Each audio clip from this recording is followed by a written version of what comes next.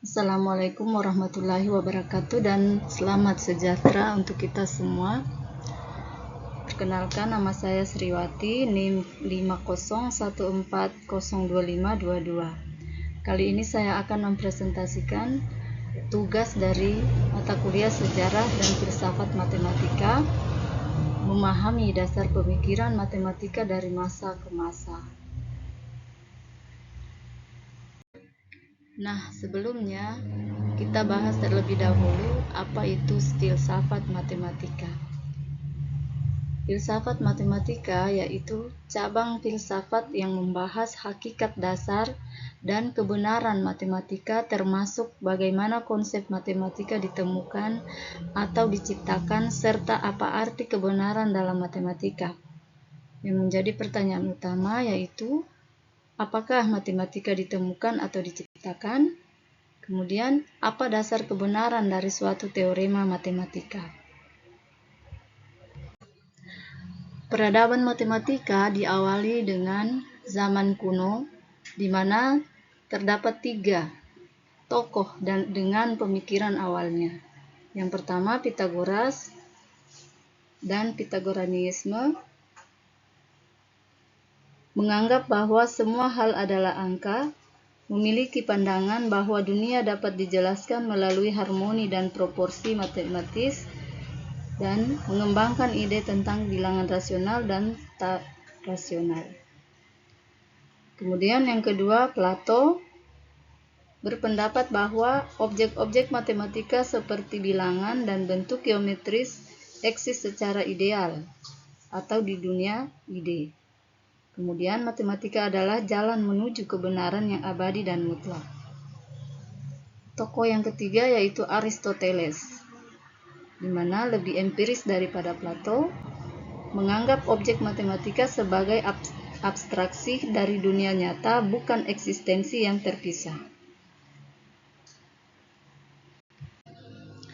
Abad pertengahan ditandai dengan adanya matematika dan teologi, fokus pada keselarasan antara matematika dan agama.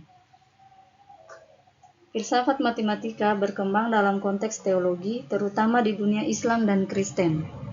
Tokoh seperti Al-Farabi, Al-Kindi, dan Thomas Aquinas berusaha menyelaraskan pemikiran Yunani dengan ajaran agama. Kemudian, matematika dianggap sebagai cermin keteraturan ilahi. Zaman modern awal ditandai dengan adanya rasionalisme dan revolusi ilmiah. René Descartes memperkenalkan koordinat Kartesius dan menyatukan aljabar dengan geometri, memandang matematika sebagai model berpikir yang pasti dan metodologis. Kemudian, Isaac Newton dan Gottfried Wilhelm Leibniz mengembangkan kalkulus dan mulai mempertanyakan dasar logis dari infinitesimal dan limit. Leibniz menyumbang banyak pemikiran tentang logika simbolik. Abad ke-19 ditandai dengan adanya krisis fondasi matematika. Muncul paradoks dalam logika dan teori himpunan atau paradoks Russell. Timbul perdebatan tentang dasar kebenaran matematika. 3 aliran utama muncul. Yang pertama, logikalisme atau Frege-Russell, menyatakan bahwa matematika dapat direduksi ke logika. Yang kedua yaitu formalisme atau Hilbert, menyatakan bahwa matematika adalah manipulasi simbol tanpa makna, selama koheren dan bebas kontradiksi. Yang ketiga yaitu intuisionisme atau Brouwer, menekankan bahwa matematika adalah konstruksi mental dan menolak keberadaan objek matematis yang tidak bisa dibangun secara eksplisit. Abad ke-20, teorema Gödel dan fondasi baru. Yang pertama, Kurt Gödel membuktikan teorema ketidaklengkapan yang mengguncang fondasi formalisme, menunjukkan bahwa dalam sistem formal tertentu akan selalu ada pernyataan matematika yang benar, tetapi tidak bisa dibuktikan dalam sistem itu sendiri. Kemudian yang kedua, pengaruh teknologi dan komputasi. Munculnya teori algoritma dan kompleksitas.